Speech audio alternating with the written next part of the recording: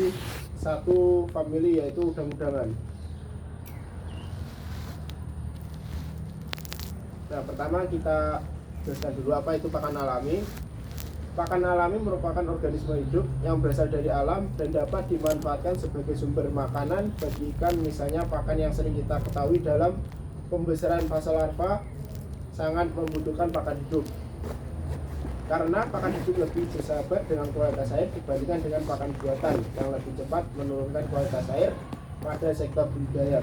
Jadi ini gampangnya gini, kalau pakan alami kita masukkan ke air, itu kan dia masih memiliki daya tahan untuk hidup. Sedangkan pakan buatan kan kita bisa ikan yang ukuran sejarum kita kasih pakan yang model tepung, sebenarnya bisa. Tapi kalau model-model pakan buatan, kalau setelah dia masuk ke dalam air, otomatis dia akan mulai terjadi proses pembusukan. Kalau dia tidak segera dimakan, dia akan benar-benar mencemari air tersebut. Tapi kalau pakan alami kan tidak. Anggap aja kita kasih pakan cacing segini masuk, dia kan masih ada daya tahan, daya untuk hidup. Otomatis misal kita masukkan cacing masih hidup sekitar setengah hari, anggap aja sampai jam 12 atau sampai sore. Si ikannya tadi kan makannya dikit-dikit, nanti sore udah habis. Beda kalau kita memberi pakan dengan jumlah yang sama tapi dia sampai sore nggak habis, ini pasti proses pembusukan sudah terjadi. Otomatis bakteri yang ada di perairan tersebut akan meningkat. Jadi kayak gitu bedanya pakan alami sama pakan buatan. Semua ada plus minusnya. Artemia, ini deskripsinya. Artemia merupakan pakan hidup berupa udang renik yang hidup pada perairan laut, memiliki ukuran yang cukup halus dan memiliki gerakan yang lambat sehingga menarik dan muat untuk larva ikan.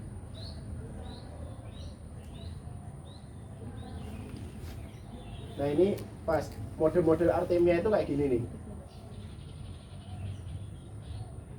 Ini adalah indukan Artemia, ukurannya enggak segede ini ya.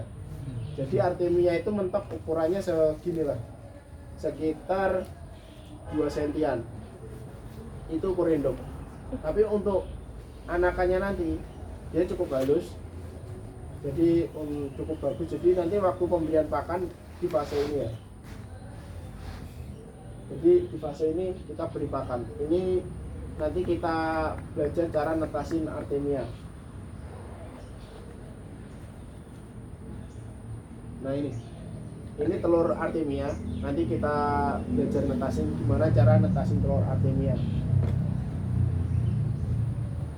Nah, ini kenapa kok bisa ya hewan laut tapi kok telurnya bisa kering? Ini salah satu keahlian si udang ini atau Artemia. Jadi dia ada sistem untuk memotong bagian di sini. Dipenggal di sini bisa.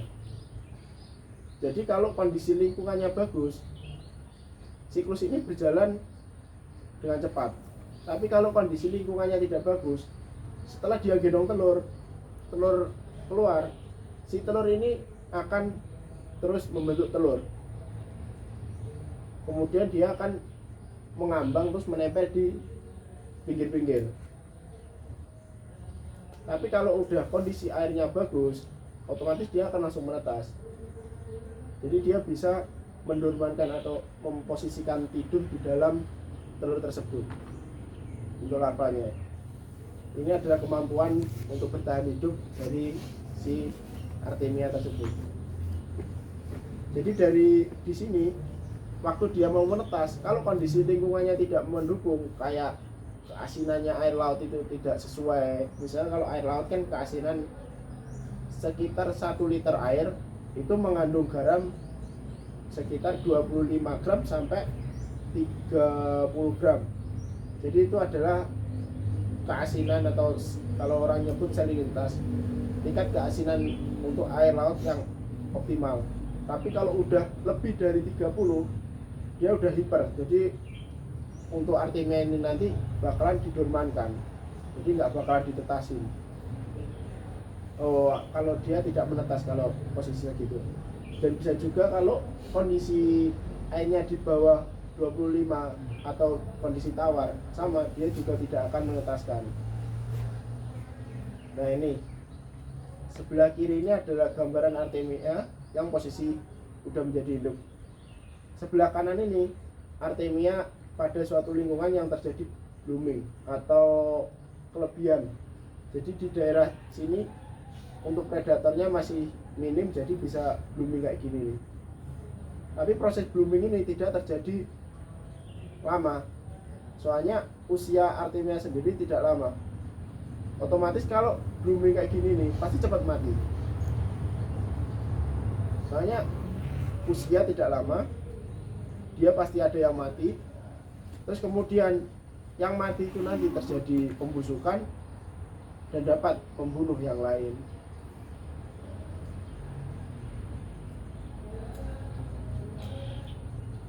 Jadi air laut kok. Air laut. Kan tadi udah dijelasin. Untuk Artemia ini adalah hewan laut. Ukurannya halus. Terus modelnya itu kayak gini nih untuk yang indukannya. Nah ini untuk perbandingan induk Artemia dengan tangan itu segitu. Terus kayak angkrang loh istilah. Ukurannya di padak nih. Nah, jadi untuk praktek saya hari ini itu kita bakal membuat wadahnya ini sebagai tempat penetasan. Ada ya di sini? Ada. Oh ya. Jadi Punya Madinah. terus aeratornya ada? Oh ya, ada semua ya. Ada. Jadi nanti kita buat wadahnya kayak gini nih. Nanti pemanenannya modelnya kayak gini. Kenapa kita buat wadah kayak gini dibalik? Yang pertama ini sebagai memudahkan untuk pemanenan. Terus kemudian untuk proses pengadukannya gampang. Jadi kalau model kayak gini nih, otomatis dia kan bakalan turun ke satu titik. Kemudian di titik ini kalau saya biasanya pakai yang dilubangi dari dasar. Jadi nanti udara akan menyembur ke luar di sini, otomatis terjadi pengadukan di sini. Jadi syarat untuk menetasnya Artemia ini harus menyerupai laut. Ada cahaya, ada arus, keasinan juga sesuai.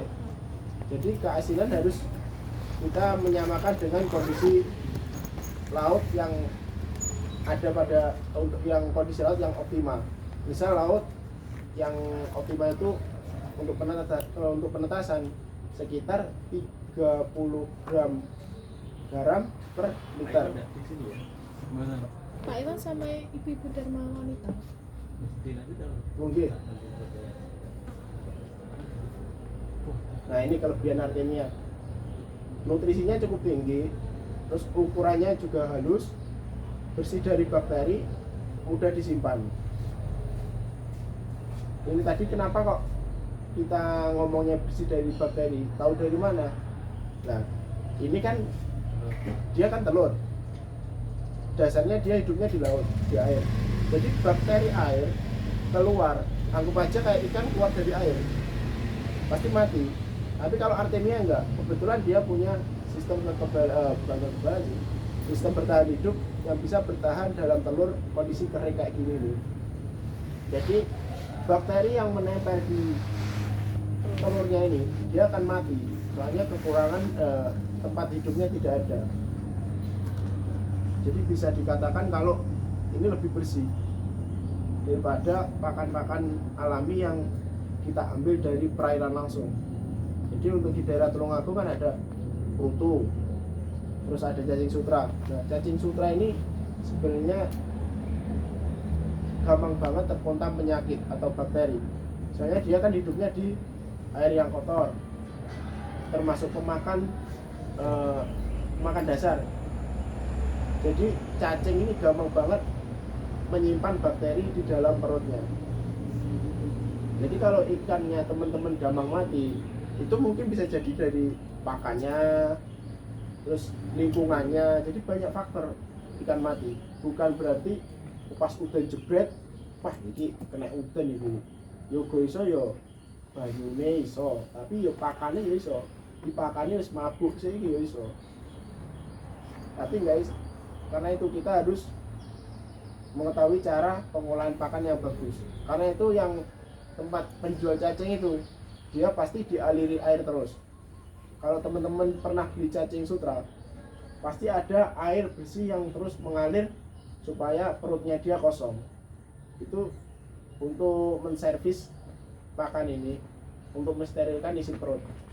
Jadi tidak ada pemberian pakan, cuma ada aliran air supaya si cacing ini bisa mengosongkan isi perutnya.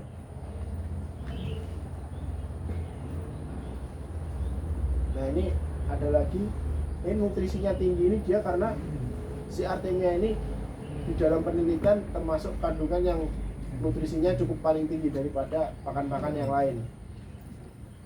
Terus mudah disimpan karena dia dapat disimpan dalam keadaan kering.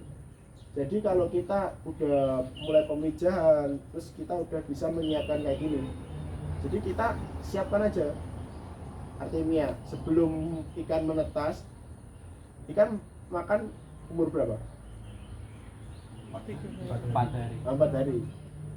Penetasan Artemia itu sekitar 24 jam. Jadi 1 hari setelah ikan itu mau makan, sebelum 4 harinya itu kita udah netasin ini.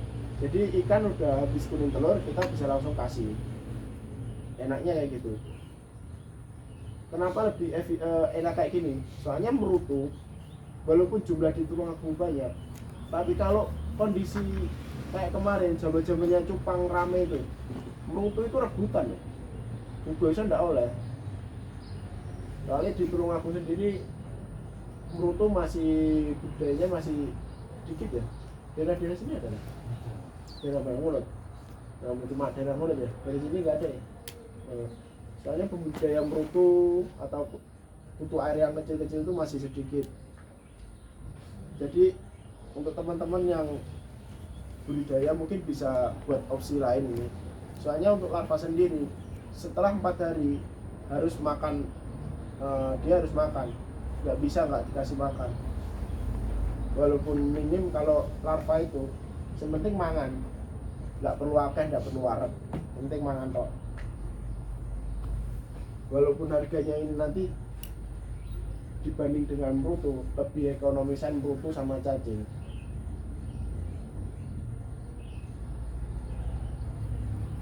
Nah ini adalah fasenya. Jadi nanti kita pemberian pakan ke ikan itu di fase ini.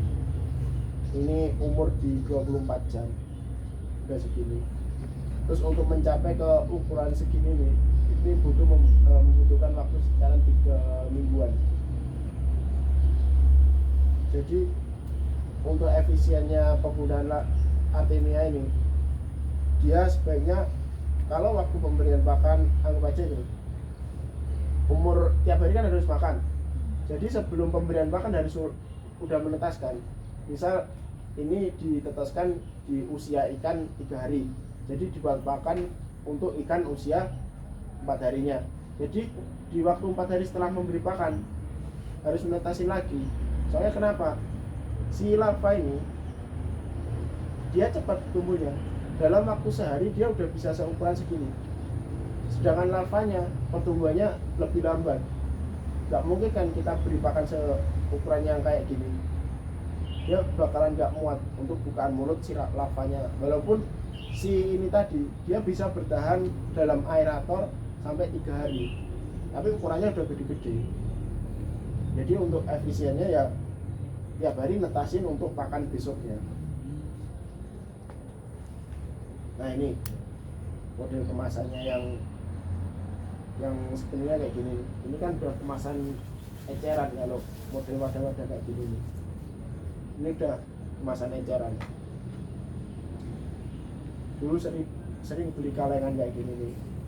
Satu kaleng itu bobotnya sekitar 454 gram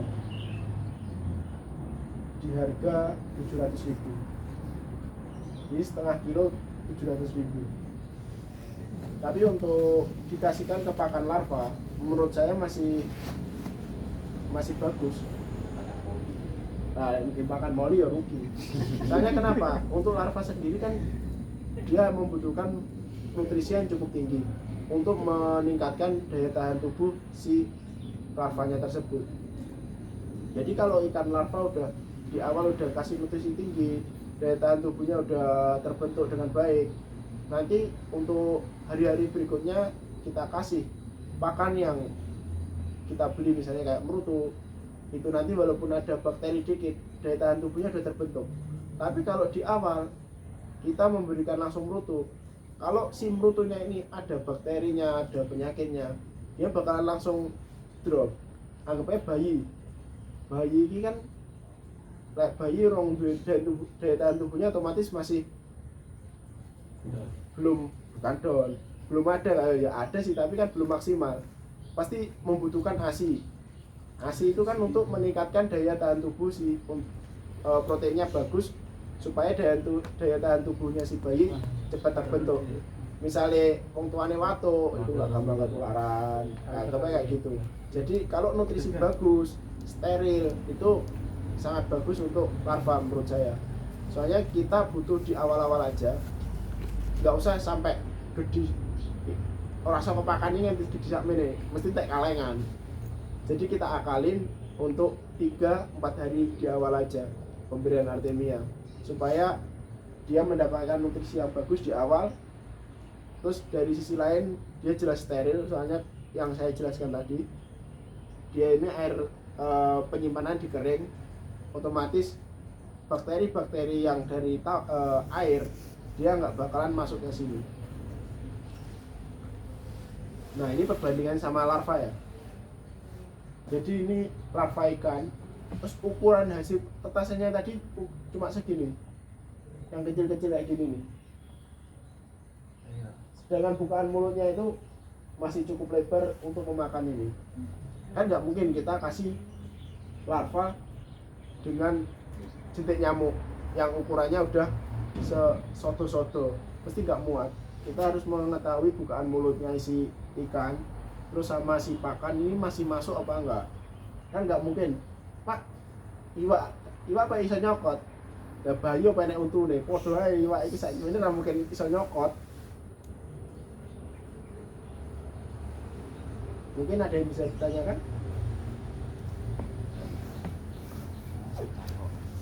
Langsung praktek ya. Ujuk praktek sih nah, takut sih lho. Jangan Oh, paham Itu langsung tadi praktek. katanya hidupnya di air yang mengandung garam berapa persen? Ah, Terus untuk menetaskan itu ya di air yang mengandung garam. benar. Ya udah. Jadi Dari garam. Takarannya itu berapa sendok? nah, Satu untuk liter. takarannya nanti kita jelasin di nah ini di langkah berikutnya. Kita menganggap satu takar itu 30 gram. Jadi sekitar 1 sendok makan itu kita rata-rata istilahnya 30 gram. Atau teman-teman nanti kalau ada timbangan lebih spesifik kita pakai di 30 gram per liternya loh. Jadi nanti teman-teman bisa nyediain botolnya tadi, terus garam brosa ada nggak? Garam apa? Garam subur. Berasa. Ada sana. Broso Bilka mangga. Itu saja dulu, Mas. Hah? Ya lu ada, Pak. Oh iya. ada ya? Garam ikan ya?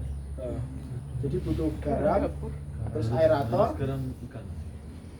garam broso itu. Harus dialog apa enggak?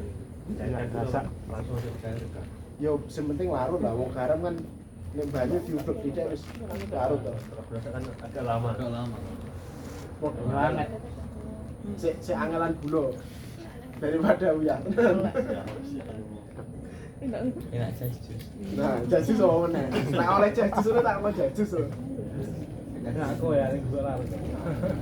Jadi kita nanti Ya, teh. buat cara penetasannya ini. Terus dia ada kelebihannya, walaupun dia habitatnya di air laut atau air asin, dia masih bisa bertahan sekitar 5 jam dalam perairan air tawar. Jadi pemberian ke larvanya juga nggak boleh banyak-banyak. Kita harus melihat jumlah larva yang akan kita berikan. Misalnya larvane itu cuma 5, yo coba kayak sak aja kok kayak sak sendok. Ora bakalan entek iki ya.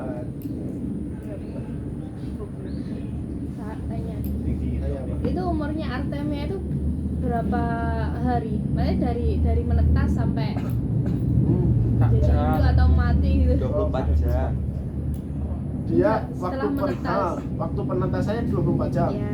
Terus setelah menetas itu dia bisa bertahan sampai 3 sampai 5 hari tanpa pakan.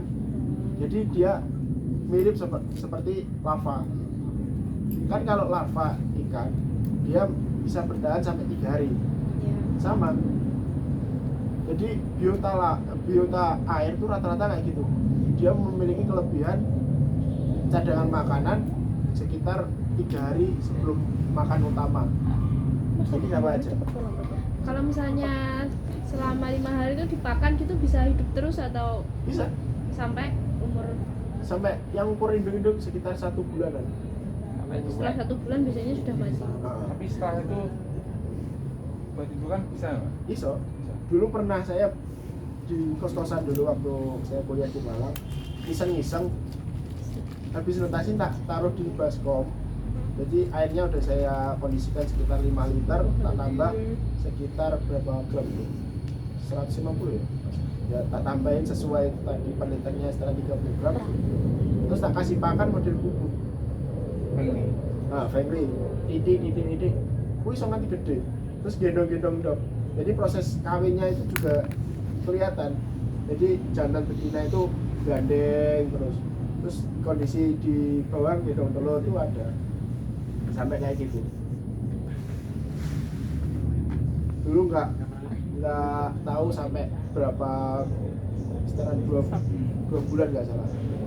2 bulan itu udah mulai sedikit.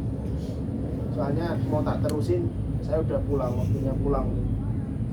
Waktu liburan kan, sebelum liburan saya coba iseng-iseng bisa bertahan terus bisa produksi. Jadi emang bener setelah dia punya telur, gendong telur, ini ada kecil-kecil. Jadi siklus yang tadi tidak terpotong. Jadi langsung gendong telur keluar jadi anakan. Terus yang mau tanya gimana cara produksi? Bisa. Jadi produksi seperti itu udah gendong telur, tambahin garam aja di dalam anunya tadi pada budidayanya. Tambahin garam, otomatis nanti kondisi lingkungannya kan udah mulai buruk. Ini telur akan dilepaskan dan tidak ditetasin, bisa disaring gitu. Soalnya pernah di Indonesia kan ini produksinya masih produksi luar negeri, US kalau nggak salah. Di Indonesia pernah produksi kayak gini di daerah Madura. Di daerah Madura. Kenapa di Madura? Karena kandungan di sana lebih tinggi garamnya. Jadi untuk melakukan shock kepada si larvanya ini, si artemia ini tadi itu masih lebih gampang. Kan nggak mungkin air laut budidaya terus ditambahin garam di sana, rugi. Jadi mending kondisinya garam anggap aja 1 liternya itu sekitar 40 ppt, jadi sekitar 40 graman. Tinggal nambahin air tawar aja ke dalam air laut untuk tempat budidayanya. Terus kemudian gimana sih caranya supaya si telur artemia tidak menetas? Ya ditambahin air lagi dari air lautnya sana. Otomatis nanti si telur-telurnya itu ngapung atau nempel-nempel di samping-samping tempat budidaya, bisa dipanen. Jadinya itu Pak. Dikeringin ini. PP Pak. Hah? Di PP. Yo cuma mati loh. Yo di open mateng. Dia cukup di angin-anginkan terus di vakum. Sebenarnya kalau proses model kayak gini udah di repacking kayak gini, dia susah bertahan lama. Setelah buka kaleng itu mungkin sekitar 6 bulan bertahannya. Ini kan punya saya sendiri.